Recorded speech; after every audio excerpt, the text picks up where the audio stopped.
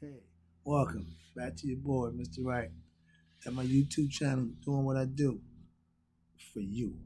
I'm gonna continue with the class that we just talking about, the identification problem, the intensification of your ego running you to thinking it's just you. Nope. God is the ultimate say in spirituality. Okay? If you think it's you, you thinking wrong. Watch this. And the belief in the erroneous concepts about religion or yoga, you look at it as something again wrong. Since we understand the concept of all souls are emanated from the higher self, God, and it must sooner or later return back to God itself. All right. When we talk about going to heaven, but the Egyptians, we already knew, and I say when, like I consider myself an Egyptian conceptually, that the idea of living a good life, putting yourself in a position while you're here, wake the spirit up in you, get knowledge of self, and you live a good life. The Egyptians didn't live a long life. 40, 50 years, I think, was the max for them, maybe less. But the point was, they had to get it right, put it in effect, manifest it in their own time to guarantee their position in the afterlife. We profess the same thing. Religion, every group tell you, do right, you go to heaven. You commit wrong, you do wrong, you go to hell. God, the devil. Conceptually, we didn't have the devil concept. We considered chaos. Anything that wasn't order, maya, anything that wasn't structured, chaos. So, chaos and ignorance and ego. Those are the ones that represented by Set. We put a name to every concept, every view that you can possibly have. This is why they talk about many gods. No, just many aspects that emanate from God. I digress. Where was I now? Down here. Oh, I was over here. Okay, there you go. With the use of right thoughts philosophy, my goal is to lead you down that path of all enlightened souls travel and reach spiritual knowledge, spiritual awakening, nihas. You have to put in daily work, maya, right living, right thinking, right thoughts, right understanding. When you do these things on a day-to-day basis, something will happen. I guarantee. Watch that. You can choose to procrastinate on it by being distracted with things, making excuses in this phenomenal world of human experiences. Well, you got that Egyptian stuff. That ain't my thing. Okay, but is being a better you or being the best you your thing? Is having a good life and preparing for the afterlife? That ain't your thing? Not but listen, I done got to the point now. I don't do the arguing no more. Nah, man, I ain't got time for that. Either I'm gonna teach you or I'm gonna leave you be. It's just as simple. Okay? I don't play spades. It's an inside joke. Alright, here we go. We'll write that down there. You can procrastinate. Okay.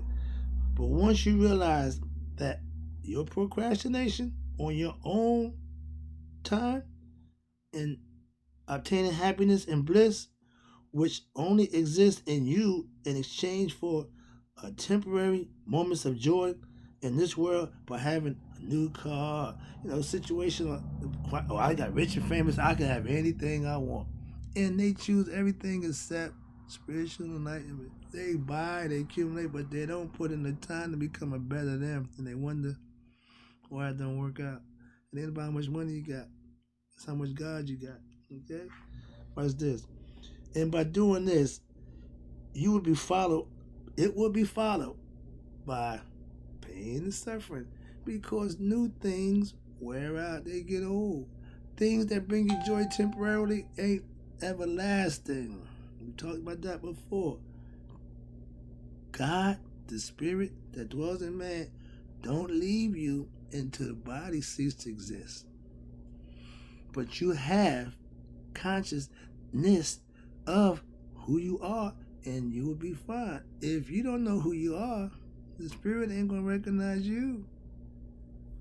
Little tidbit there. All right, check this out.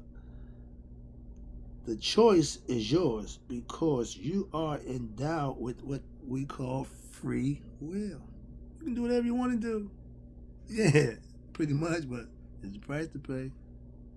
Okay? They say be careful what you wish for. You reap what you sow. All these sayings for a reason. Trust me on that one. Watch this. Or as a authentic spiritual master, which is myself, teaching, a teacher, preceptor they call them, I'm not only someone who is advanced in spiritual knowledge of self, I'm just someone who has reached and mastered and fully understand my enlightened state. I live in a state of enlightenment. I walk around godly, doing, being, and acting a certain way. That's how it's done. That's all you gotta do. And I'm not running around here acting a fool because I believe in God and God is in me. No, gotta harness that. We gotta control that. Watch this. Here you go.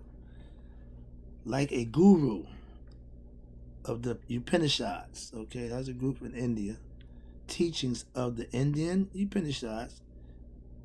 A sage, like myself, I learned it, man, is someone who is spiritually enlightened and who also as well versed in the scripture, teachings, and the methods of training right thinkers according to the level in which your understanding can get you to. I'm only going to teach you at a level that you can understand. I'm not going to rush you. I'm not going to force you. Nope. Everybody learns things a little different. So I got a way to tutor and teach at the same time. I can get it to you. I can get you to understand it. That's what I'm saying. Foreign language, illiterate, can't read, I still work with you. Done that too. Okay? Here you go. And teaching right thinkers according to the level of understanding and obtaining spiritual knowledge that you for yourself have to put the work in to obtain. I can teach you, I can guide you, I can tutor you, but I can't put the work in for you. That you have to do. That's what makes my job easy. When I'm teaching right thoughts philosophy, aka Maya, therefore to become a right thoughts philosophy master, you have to acquiesce, learn, and become the best you can be. And once that happens, watch this, you will have achieved a higher degree of understanding and yourself a personal spiritual yourself personal spiritual emancipation will give you clear understanding. Once you become free of the matrix, so to speak, the system, that once you that third eye open up, the deal. I wear the eye for a reason. That's the all-seeing eye. When you are awoke, that eye sees all. Story there, but I ain't got time for that right now. But always a story for you. Right now, I'm just teaching. All right, no storytelling, straight teaching. I'm a professor tonight. All right, here you go. As the teacher, I must be able to be a refuge for all my right thinkers. There's no question. I had a thing when I was doing the Masonic order as the master of my lodge and the dean of instruction. I gave them the little blue book to study. I told them all, anything in that book, I know about. I wanted them to understand that I read the book from cover to cover a few times. I know in it everything that's from cover to cover on the first degree of masonry. It's enough information. It's enough things that can give you symbolic and what we call speculative understanding that you can become a better you with just 1 degree of masonry. See, I taught that for a long time. And they kept wondering, why you just get the first degree? If you don't understand the first degree, the other degrees don't mean nothing anyway. And they asked the question, have he shown suitable proficiency in the preceding degree? That means in order for you to get degree 2, you had to be proficient in degree 1. That's where I hung out at. Why? Because you can't go upstairs without getting past me. And I had people who upstairs forgot the first floor. Okay? And I tell people, when you building a house, you can go floor by floor. You can't get to the 10th floor without getting the first 9. But some people, when they get to the 10th floor, they forget about the first 9. Why? It ain't important to them in the market. They done got, no, don't get too big on yourself. That's what that means. Stay in your lane, so to speak. All right? I have an extensive knowledge of what it is I'm teaching. And depending on he or she, your ability to obtain that level that I'm trying to get you at, if you become enthusiastic about becoming the master of yourself, you would accelerate. You would excel in learning and doing the things you need to do. Why? Because you want to.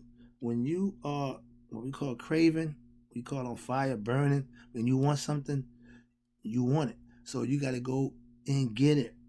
If you want knowledge, that means you got to get somebody to either talk to you, instruct you, or get you some books and get into them and have somebody break it down for you. Anywhere you go, you have to learn something in order to be better at living life. It don't come natural. Trust me, it ain't natural. It's a process that once well learned, once understood, now you got the keys and you become the master of yourself. Why? Because now you can teach others how to become masters themselves. That's why I keep doing what I do for you. Okay? Trying to make you become the best you can be. As a teacher, right thought philosophy, I'm often understood differently at different stages of the lessons. The ones who pick it up quicker tend to be more aggressive and understanding. The ones who are a little more, I need a little special hands on. I can do that too, because there's nothing in right thoughts philosophy that I don't know. That's why any question you bring to me, you will get an answer pertaining to right thought philosophy. That's what being a master means. I have every angle, every scenario covered. A master does just that, and that's what I am.